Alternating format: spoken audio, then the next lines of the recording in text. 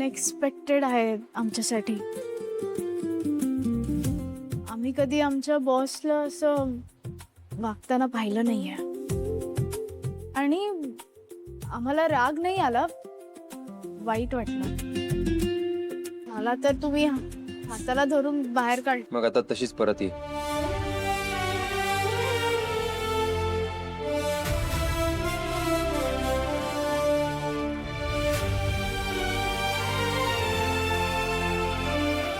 I mean तुम्ही सगळे या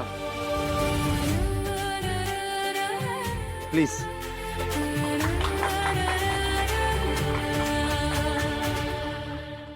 जय, आई तू तू कधी आलीस? मी आय मीन बरं झालं तू इथे आलीस. मी माझी चूक सुधारतोय. त्या एका मुलीचा राग मी सगळ्यांवर काढत होतो, पण खरं तर मिस परबमुळे मी निर्दोष आहे हे सिद्ध झालं.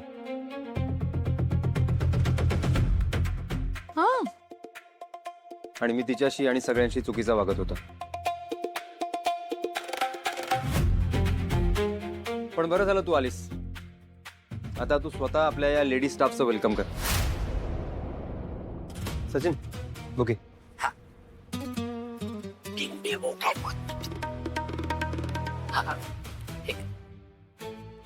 आई मिस परबला दे प्लीज प्लीज प्लीज. सगळ्यांच्या वतीने वेलकम वेलकम वेलकम.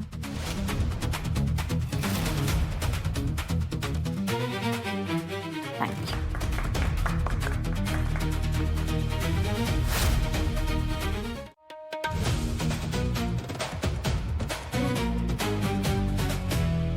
दादा.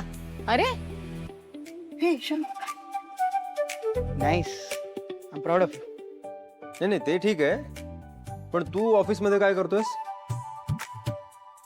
ओके सो दादा आई मी आत्ता ऑफिस जॉईन करायचं डिसिजन घेतो.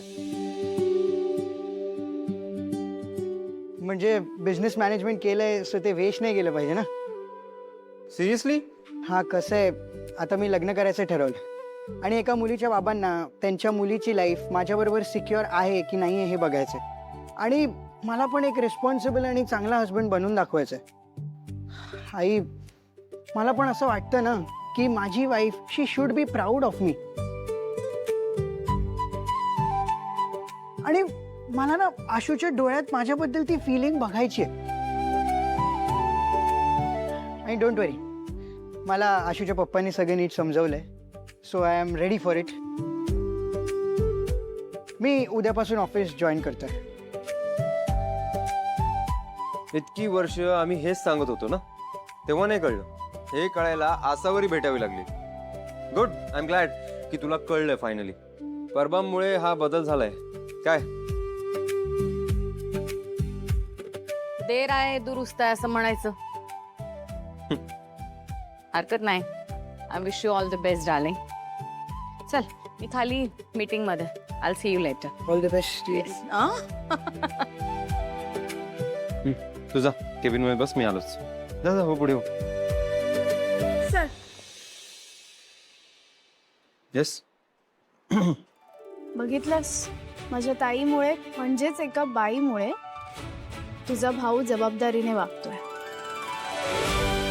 तुझी जी काय मतं आहेत ती असू देत, पण बाई पुरुषाला उद्ध्वस्त करायला नाही तर त्याचं आयुष्य सावरायला त्याच्या लाईफमध्ये येते.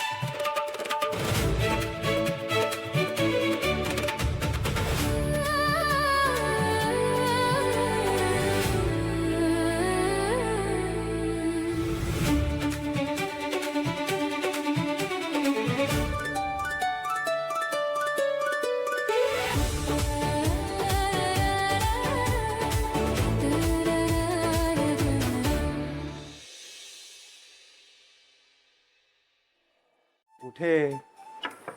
कुठेही नाही. आई आवाजाला काय झालं? आवाज बसलाय. आज ऑफिसचा पहिला दिवस आहे कुशी. असं म्हणतात दही साखर घेऊन जावं म्हणजे दिवस चांगला जातो, सुरुवात चांगली. एक मिनिट.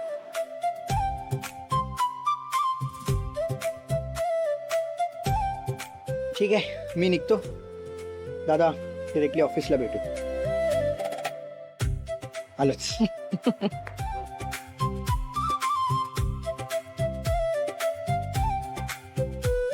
रूम बघितलीस का? त्याने स्वतः आवरली. बदल झालाय खरा. काही दिवसापूर्वी काय अवस्था झाली होती या मुलाची. तर बरं वाटतंय याच्याकडे बघून. आता लग्न करतोय ना आसावरी बरोबर, म्हणून बदललंय. जी गोष्ट आपण करू शकलो नाही ते तिच्यामुळे झालंय. बदल तर तुझ्यामध्ये पण झालाय थोडा थोडा. माझ्यात? तुझ्याही आयुष्यात अशी कोणी आहे का? हे असायला हवी हा खरं तर. गौतमचं लग्न व्हायच्या आधी तुझं लग्न व्हायला हवं, लक्षात आहे ना? आई, खरंच गरजेचं आहे का हे सगळं? कारण तुला माहिती आहे ना. मला माहिती आहे, पण मी म्हंटल ना, मला काळजी वाटते तुझी. माझ्या नंतर तुझी अशीच काळजी करणारी कोणीतरी हवी. आणि कसं आहे जय, माझा विचार बदललेला नाही, त्यामुळे माझी अट बदलणार नाही.